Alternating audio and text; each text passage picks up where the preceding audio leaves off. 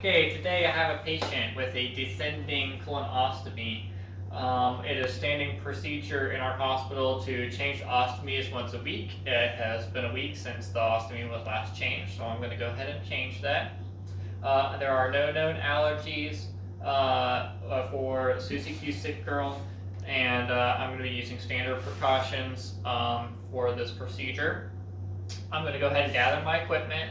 So I have a new ostomy, I have a new ostomy wafer, I've got my stencils, I've got a pair of scissors, a writing utensil, washcloth basin, a bed pad, gloves, and a graduated colander.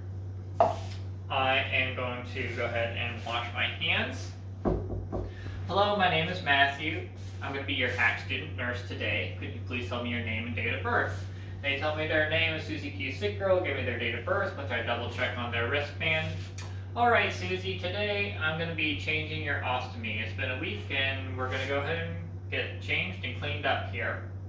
I'm going to provide privacy, I'm going to lock the bed, I'm going to elevate the bed to a safe working height. Susie, can you tell me about your allergies? She says she has no allergies, and on a scale from 0 to 10, are you in any pain? She tells me that she is not in any pain. I go ahead and wash my hands and don some gloves.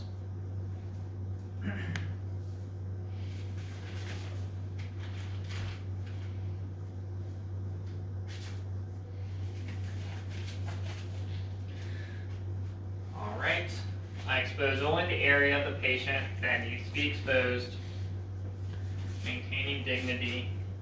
I go ahead and put a bed pad down. I get my graduated colander, get that in position. I will remove the clip from the bag and go ahead and just move the feces into the graduated colander, and I will dispose of that after making note of the coca.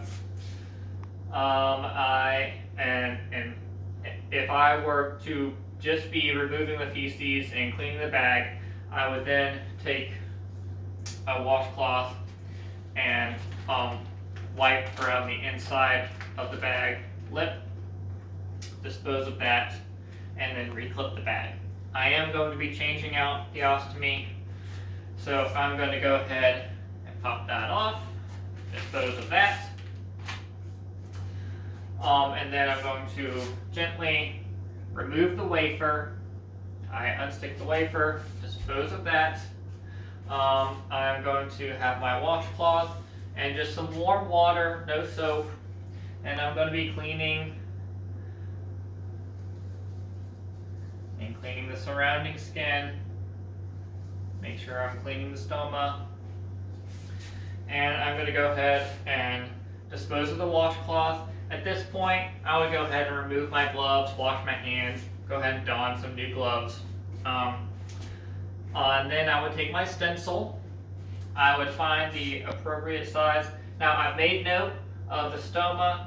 The stoma does look fully intact. It's nice, red, and beefy. The surrounding tissue, there's no sort of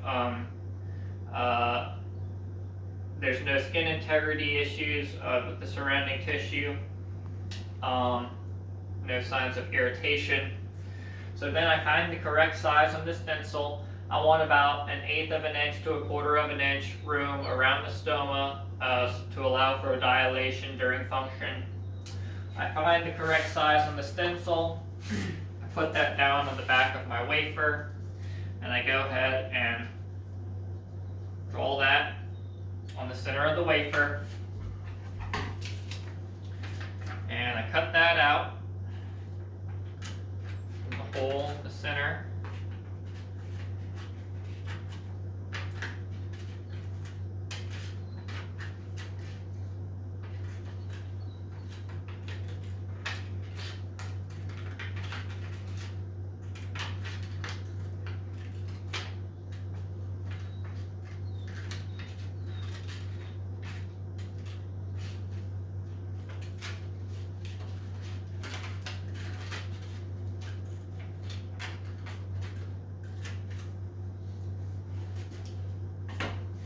Okay, I just double check that. Okay, that's right in between 1/8 of an inch and 1/4 of an inch around the stoma. So I've made sure that the surrounding tissue is nice and dry so that this will stick. I peel off the back. Go ahead and stick that on the stoma. And then I get my new bag. And I clip that right in. And then I remove my gloves. I wash my hands, I restore the room, and I do my proper documentation.